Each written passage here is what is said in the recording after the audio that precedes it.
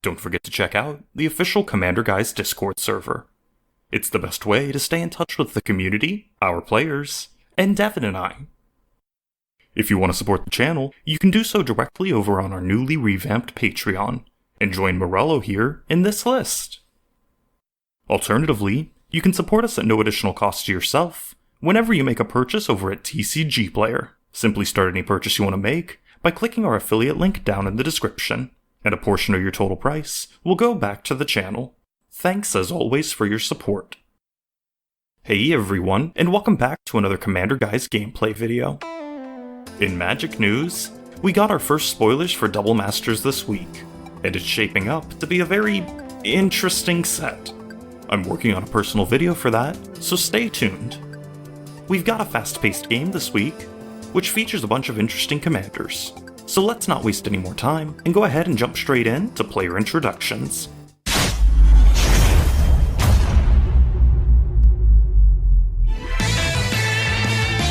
First off, we have Spencer playing Ghalta Primal Hunger. It's a straightforward green stompy deck, which is looking to overrun his opponents with huge creatures. He kept Springbloom Dryad, 3 forests, Yisan the Wanderer Bard, Elysian Caryatid, and Renata Called to the Hunt. Then comes Randall, testing out Grismold the Dreadsower. This is a commander I've been considering for a while now, and it's good to see a build of it. The deck focuses on killing the tokens Grismold creates each turn, to both fuel Blood Artist effects, and pump Grismold for lethal commander damage. Randall kept Pitiless Plunderer, Blood Artist, Corpsejack Menace, Myriad Landscape, Jungle Hollow, and a pair of Swamps. We then have Josh, bringing out Uyo, Silent Prophet. His deck thrives on using Uyo's ability to copy high-impact spells, including a secret spell, which we'll use later. He kept Dreamscape Artist, Soratami Savant, Echo Mage, Counterspell, a pair of Snow-Covered Islands, and Nykthos Shrine to Nyx. Last but not least, we have Devin playing Randall's Pako and Haldan deck. The deck focuses heavily on using Pako to swing for lethal damage. It only relies on Haldan as a backup plan. Devin kept Rogue's Passage, Wooded Foothills, Hour of Devastation, a forest, Expel from Razka, Reality Shift, and Frontier Bivouac.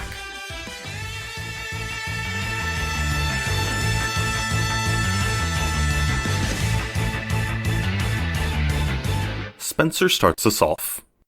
He drops a forest, and passes. Randall drops a Jungle Hollow, and gains a life as he passes to Josh. Josh drops an island, and then Devin closes out round 1 with a Frontier Bivouac. Spencer drops another forest, and casts an Elysian Caryatid. Randall drops a Myriad Landscape, and passes. Josh drops another island, before closing out his turn with a Dreamscape Artist. Devin drops a Wooded Foothills, and cracks it, losing a life to bring in a Tropical Island. With nothing else this turn, he passes off to Spencer. Round 3 starts with another forest from Spencer. He casts a Springbloom Druid, and as it enters, he sacrifices a forest, surprising no one by bringing in 2 more forests tapped. And as Spencer does this, Randall drops a swamp, before casting his commander Grismold. We then move to Randall's end step, and each player creates a 1/1 plant token, before Randall passes off. Josh drops Nykthos Shrine to Nyx. He then activates Dreamscape Artist, discarding a card, and sacrificing an island, to bring in another pair of islands untapped. He then leaves his remaining mana open and passes off to Devin. Devin drops a Taiga. He casts a Hadana's Climb and moves to combat, putting a +1/+1 counter on his plant token before passing off. Spencer drops another forest. He casts Renata Called to the Hunt and follows up with a Yisan the Wanderer Bard. Josh counterspells Yisan, and then Spencer passes off. Randall drops a Forest. He casts a Blood Artist, and then moves to combat. Randall swings Grismold at Josh, who blocks with his plant token, and in quick succession, 2 damage tramples through to Josh. Grismold gets a +1/+1 counter from a token dying, and Randall uses Blood Artist trigger to drain Devin for a life. Finally, before Randall passes off, each player creates another 1/1 plant. Josh drops an island and decides to leave his mana open before passing turn. Devin drops a forest. He casts a Whisper Soak Cloak and puts another counter onto his plant token before passing off. Spencer drops a forest. He casts Ghalta for 3, and it enters the battlefield with a +1/+1 counter thanks to Renata. Spencer then passes off. Randall drops a swamp. He moves to combat again, and it plays out almost identically to last turn. Josh blocks with his token, and takes 3 damage from trample. Grismold gets another +1/+1 counter, and this time, Spencer gets drained for 1. Everyone makes another plant token at Randall's end step, and before turn passes, Josh flashes in a Thrix the Sudden Storm. Josh drops another island, and then casts a Nezahal Primal Tide, thanks to the cost reduction from Thrix. With nothing else this turn, he then passes off. Devin drops a Rogue's Passage. He casts Pako, and then moves to combat. He puts his third +1/+1 counter onto his plant token, and transforms Hidana's Climb into the Winged Temple of Orazca.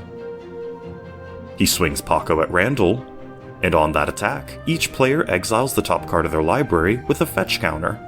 There's a total of 3 non-creature cards, so Devin puts 3 +1/+1 counters onto Pako. Randall triple blocks Pako, and adds 3 +1/+1 counters to Grismold as the tokens die. Blood Artist also triggers, draining Devin for a total of 3. With nothing else to do this turn, Devin passes off. Spencer drops another forest, and casts an Overwhelming Stampede. Josh draws from Nezahal, and before Stampede resolves, Randall casts a Go for the Throat to destroy Ghalta. Josh draws again on that cast, and then Overwhelming Stampede resolves, giving all of Spencer's board +4/+4 and trample. Spencer recasts Ghalta, and then moves to combat, swinging a total of 30 damage at Devin. Devin blocks with tokens, and then 25 damage tramples through. As this damage happens, Randall cracks Myriad Landscape to bring in a pair of forests tapped. Then, before turn passes, Randall remembers the damage from Blood Artist, and drains Spencer for 3. Randall untaps, and remembers the +1/+1 counters from Grismold. He casts a Whisper Soak Cloak, and Josh draws a card. Randall then equips Grismold with the cloak, and moves to combat. He swings his commander at Spencer, and deals a total of 11 damage. Everyone then misses Grismold's trigger as Randall passes off. Josh drops another island, and casts an Eternal Dominion. Before he even gets a chance to declare a target, Devin steps in and deflecting swats the spell to Spencer. As Eternal Dominion resolves, Josh searches Spencer's library, and finds a Vorinclex, which he puts into play. Josh then goes to move to combat, and in response, Randall casts a Vampiric Tutor. As Randall searches his library, everyone remembers the tokens from Grismold, and Josh also draws a card from the cast of Vampiric Tutor. Randall finds a card for the top of his library and loses 2 life. And then Josh moves through combat and passes off. Devin drops a Volcanic Island. He reality shifts Vorinclex, and Josh manifests the top card of his library. Devin equips Pako with Whisper Soak Cloak, as Josh makes a quick correction. He should have drawn the card that he manifested from Reality Shift, so he puts it into his hand, before manifesting the new top card of his library. Devin moves to combat, and swings Pako at Josh. On attacks, everyone exiles the top card of their library again, leading to this response from Randall. Shit, I forgot about that. Toxic Delusion. Pako gets 2 more +1/+1 counters, and then Josh takes 7 damage, as Devin passes off. Spencer drops another Forest, and casts Majestic Miriarch.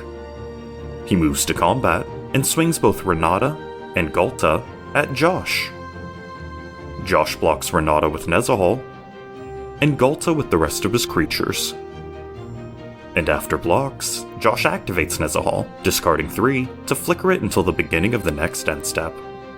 5 damage then tramples through to Josh, and he mistakenly returns Nezahal untapped, as Spencer passes off. Randall untaps.